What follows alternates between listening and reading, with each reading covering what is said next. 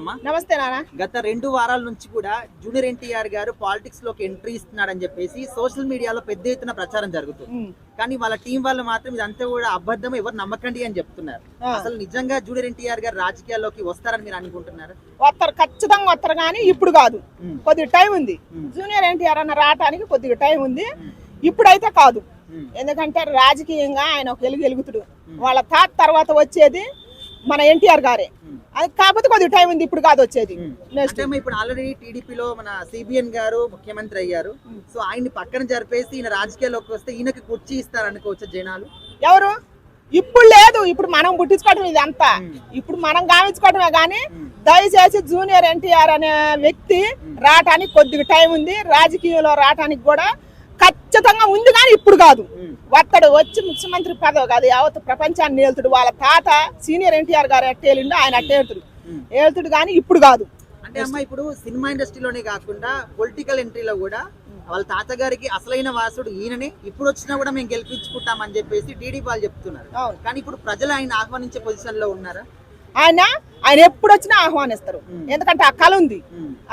TDP party పగ్గాలు చంద్రబాబు అన్న తర్వాత టీడీపీ పగ్గాలు చేపట్టేదే జూనియర్ ఎన్టీఆర్. ఇది పక్కా ఎవరైనా రాసి పెట్టుకోవటమే.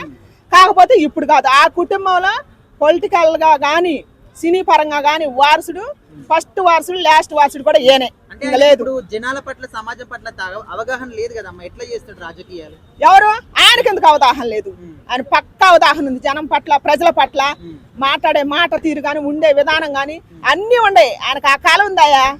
సీనియర్ ఎన్టీఆర్ తర్వాత వచ్చేది జూనియర్ ఎన్టీఆర్. ఇది పక్కా రాసి పెట్టుకోవటమే. కాకపోతే ఇప్పుడు కాదు, టైం ఉంది. అంటే ఇప్పుడిప్పుడే సినిమాల్లో మంచి పొజిషన్ కి వెళ్తున్నారు. గ్లోబల్ వైడ్ గా, అంటే ప్రపంచవ్యాప్తంగా మంచి పేరు వస్తుంది. సో అంత మంచి సినిమాలు వదిలేసి రాజకీయాల్లోకి వస్తాడా, అసలు రాడు అని చెప్పేసి కొంతమంది అంటున్నారు. లేదు, వస్తాడు, ఖచ్చితంగా వస్తాడు. ఖచ్చితంగా రాజకీయంలోకి వస్తాడు. తెలుగుదేశం పార్టీ జెండా పట్టేది ఆయన కాబట్టి. కాకపోతే ఆయన ఇప్పుడు కొద్దిగా చిన్న వయసు కాబట్టి కొన్ని రోజులు ఆగిన తర్వాత అతడు ఇప్పుడు ఫ్యాన్స్ కోసం సినిమాలు తీయాలి కదా. సినిమాలు తీసిన తర్వాత కొన్ని రోజులు రాతను ఎవడు ఆపలేడు. అంటే సిబిఎన్ గారు, వాళ్ళ కొడుకు లోకేష్ గారు, పవన్ కళ్యాణ్ గారు, వీళ్ళందరూ కూడా ఉన్నారు.